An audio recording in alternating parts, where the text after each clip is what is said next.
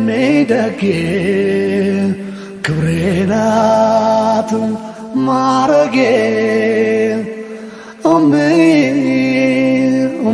ሽታ አንቺ ያላህ ስጦታ። አሰላሙ አለይኩም ወራህመቱላሂ ወበረካቱሁ። ውድና የተከበራችሁ የፎዚ ቤተሰቦች ሰላም ጤና ይስጥልኝ። ዳገሬ ልጆች በያላችሁበት የዓለም ዳርቻ ሰላማችሁ ብዝት ትሩፍ ይበልልኝ። እንዴት ናችሁ? ደህና ናችሁ? ከኔ ጋር አልሐምዱሊላህ ረብል ዓለሚን ሁሉ ሰላም ነው። እናንተ እንዴት ናችሁ?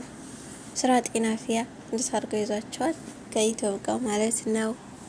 አብሽሮ በርቱልኝ ማለት ነው። አላህ ይገዘን፣ አላህ ይገዛችሁ ኢንሻአላህ።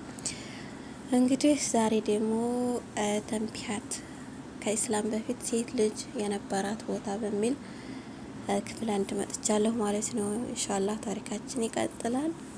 እናንተም በቪዲዮውን በሸር በላይክ ጀምሮ ስለምታበረታቱኝ ሁሉ ከልብ ነው ማመሰግነው። ጀዛኩሙላሁ ኸይራን አመሰግናለሁ ማለት ነው። ኢንሻአላህ ከኢስላም በፊት በማለት የተፈለገው መልእክተኛ ያልነበረበትን የመሀይምነት ዘመንን ነው። በዚያ ዘመን ዓለም በአንድ አይነት ስርዓት ውስጥ ሲሆን በተለይም አረቦች ለየት ባለ የአኗኗር ዘዴ ይኖሩ ነበር። ያ ጊዜ መልእክተኞች የተቋረጡበትና ወደ አላህ የሚያዳርሱ መንገዶች የጠፋበት ስለነበረ በሐዲስ እንደተነገረው አላህ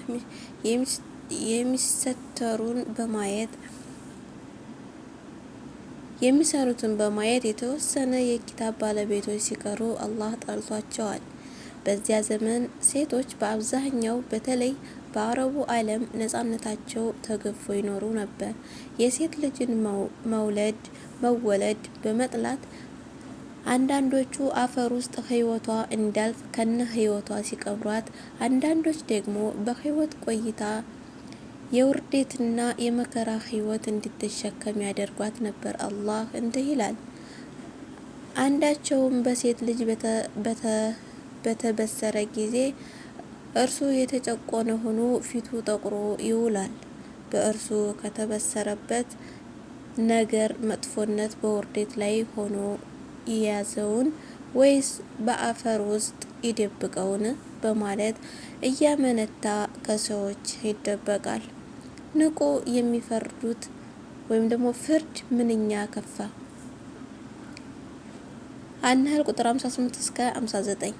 በሌላ አንቀጽ እንዲህ ይላል፣ በህይወቷ የተቀበረችውን ሴት ልጅ በተጠየቀች ጊዜ በምንም ወንጀል እንዴት ተገደለች ወይም ደግሞ አተክዊር እስከ 8 እስከ 9 በውዶት ማለት አፈር ውስጥ እንድትሞት ከነ ህይወቷ የምትቀበር ሴት ልጅ ነው። ከመቀበር ተርፋ በህይወት ከቆየች የውርደትን ህይወት እንድትገፋ ትደረጋለች። የሟች ዘመዷ ሀብት ከፍተኛ መጠን ቢደርስና የእርሷ ድህነትና የገንዘብ ፍላጎት ከፍተኛ ቢሆንም እንኳ ከሟች ዘመዷ ንብረት ምንም አይነት ድርሻ አይኖራትም ነበር። ምክንያቱም ውርስ ለሴት የማይገባ የወንድ ድርሻ ብቻ እንደሆነ ስለሚያምኑ ነው። እንደውም የሟች ባሏ ሀብት እንደሚወርስ ሁሉ እርሷም እንደ ንብረት ተቆጥራ እንደ ዕቃ ትወረስ ነበር። በዚያ ዘመን ያለምንም የቁጥር ገደብ ብዙ ሴቶች በአንድ ባል ስር እንዲተዳደሩ ይገደዳሉ። በዚህ ድርጊት ምክንያት በሴቶች ላይ የሚደርስባቸው ግፍና በደል ወንዶችን ምንም የሚያስጨንቃቸው አልነበረም። የሴት ልጅ ቦታ ኢስላም ከመጣ በኋላ በሴት ልጅ ላይ የነበረው ግፍና በደል በማንሳት እንደ ሰብአዊ ፍጡር እንድትታሰብ አድርጎታል። ይህን አስመልክቶ አላህ እንዲህ ይላል፣ እናንተ ሰዎች ሆይ እኛ ከወንድና ከሴት ፈጠርናችሁ። አል-ሁጁራት 13 ላይ ሴት ልጅ በሰራችው መልካም ስራ ክፍያዋን በማግኘት እና በሰራችው መጥፎ ስራ በመቀጣት ከወንድ ልጅ ጋር ተጋሪ እንደሆነች ሁሉ ለሰው ልጅ መፈጠር ሰበብ በመሆንም ከወንድ ጋር ተጋሪ ናት። አላህ እንዲህ ይላል፣ ከወንድ ወይም ከሴት እርሱ አማኝ ሆኖ መልካም ስራን የሰራ ጥሩ ኑሮን በእርግጥ እናኖረዋለን፣ ይሰሩትም ከነበሩት ነገር በመልካሙ ምንዳቸውን እንመነዳቸዋለን። አናህል ቁጥር 97። በሌላ አንቀጽ አላህ እንዲህ ይላል፣ በመናፍቃንና መናፍቃትን ወንዶች አጋሪዎችንና ሴቶች አጋሪዎችንም አላህ ሊቀጣና። አልአሕዛብ 73 ሴት ልጅ ከሟች በኋላ ሀብት ድምር ውስጥ ገብታ ለውርስ መታሰቧን አላህ እርም አደረገ። አላህ እንዲህ ይላል፣ እናንተ ያመናችሁ ሰዎች ሆይ ሴቶችን ያስገድዳችሁ ሆናችሁ ልትወርሱ ለእናንተ አይፈቀድም። አኒሳ ቁጥር 19። አላህ ሴትን ተወራሽ ሳትሆን ወራሽ በማድረግ ራሷን የቻለች ሰብአዊ ሰው መሆኗን አወጀላት። ለሷም ከቅርብ ዘመዷ የሀብት ውርስ ድርሻ እንዲኖራት አደረገላት። አላህ እንዲህ ይላል፣ ለወንዶች ወላጆችና የቅርብ ዘመዶች ከተውት ወይም ደግሞ ንብረት ፈንታ ወይም ደግሞ ድርሻ አላቸው። ለሴቶች ወላጆችና የቅርብ ዘመዶች ከተውት ከእርሱ ካነሰው ወይም ከበዛው ፋንታ አላቸው። የተወሰነ ድርሻ ወይም ደግሞ ተደርጓል። አኒሳ ቁጥር 7። በሌላ አንቀጽም እንዲህ ይላል፣ አላህ በልጆቻቸው ወይም ደግሞ ውርስ በሚከተለው ያዛችኋል። ለወንዱ የሁለት ሴቶች ድርሻ ቢጤ ያለው፣ ሁለት ወይም ከሁለት በላይ የሆኑ ሴቶች ብቻ ቢሆኑ ለእነርሱ ወይም ደግሞ ሟቹ ከተወው ድርሻ 2/3 አላቸው። አንዲትም ብትሆን ለእርሷ ግማሹ አላት። አኒሳ ቁጥር 11። ከዚህ ሌላ ሴት ልጅ እናት፣ ልጅ፣ እህት ወይም ሚስት ሆና የምትወርስበትን ድንጋጌ አስቀመጠ። በትዳሩ ዘርፍም አቅም ኖሮት በሚስቶች መካከል በፍትህ ማስተዳደር ለሚችል የመጨረሻውን የቁጥር ጣራ 4 ሚስቶችን ፈቀደ። ከእርሱም ጋር በመልካም መተዳደርን ግዴታ አደረገ።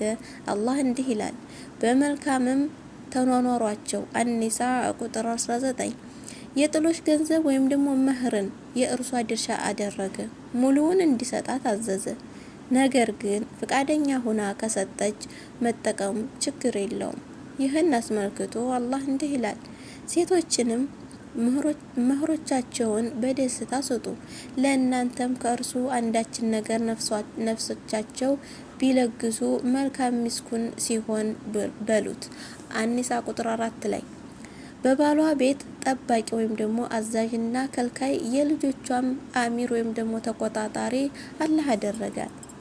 ነብዩ ሰለላሁ ዐለይሂ ወሰለም እንዲህ አሉ፣ ሴት ልጅ የባሏን ቤት ጠባቂ ናት። ስለ ጥበቃዋም ትጠይቀዋለች። በባሏ ላይ ቀለብና ልብስን በቻለው መጠን እንዳሟላላት አላህ ግዴታ አድርጎበታል። የኢስላም ጠላቶችና ጫጩቶቻቸው የሚፈልጉት ነገር የሴት ልጅ ክብር መንጠቅና ሐቋን መቀማት ነው።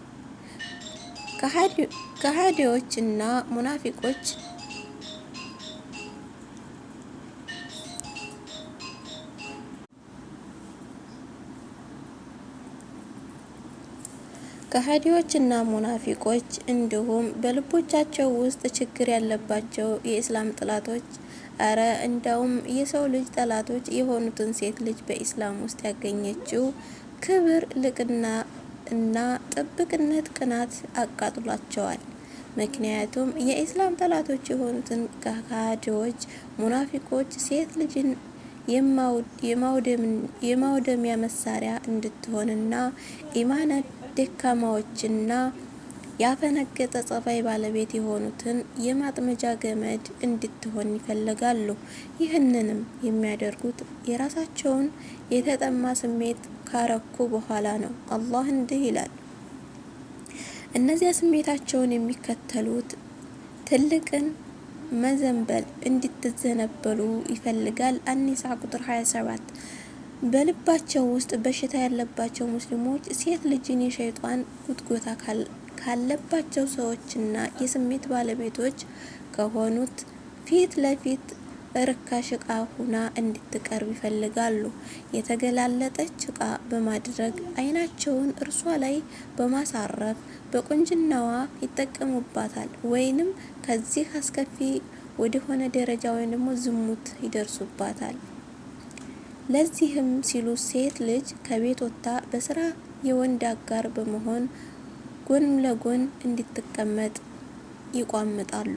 ወይንም ደግሞ ወንዶችን በሐኪም ቤት በአስተማሚነት ፕሌን ላይ በአስተናጋጅነት እንዲሁም ተማሪ ወይም አስተማሪ ሁና ክፍል ውስጥ ከወንዶች ጋር እንድትቀላቀል ወይም የፊልም ተዋናይ ዘፋኝ በድምጿና በአካሏ ፈታኝ ሁና በተለያዩ መገናኛ ብዙሃን ውስጥ የስርጭት አስተላላፊ እንድትሆን ይቋምጣሉ።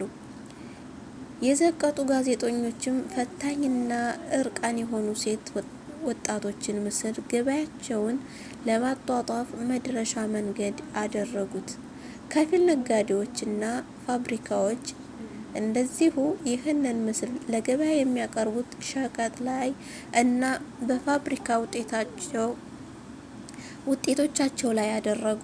በዚህ በተሳሳተ ድርጊትና አፈጻጸም ምክንያት ሴት ልጅ በትክክለኛ ኃላፊነቷ ተወግዳ ሌሎች ባዕድ የሆኑ ሴቶችን በቤት ሰራተኝነትና ለልጆች አሳዳጊነት ባሎች ለመያዝ ተገደዱ። እነዚህ ባዕድ ሴቶች የቤት ሙሉ ኃላፊነትን ስለወሰዱ በዚህም የተነሳ በቤት ላይ ከፍተኛ የሆነ ፈተናና መጥፎ ነገር እንዲከናነቡ ምክንያት ሆኗል። መርሃባ የኔ ወዶች፣ ታሪካችን ይቀጥላል። ለዛሬ እዚህ ድረስ ይብቃን ማለት ነው። መስፈርቶች ከተሟሉ ሴት ልጅ ከቤት ወጥታ መስራቷን ኢስላም አይከለክልም ይላል። ያው ይቀጥላል ኢንሻአላህ ታሪካችን። መልካም ቀን። ደጌ ክብሬ ናት ማረጌ ሽታ አንቺ ያላህ ስጦታ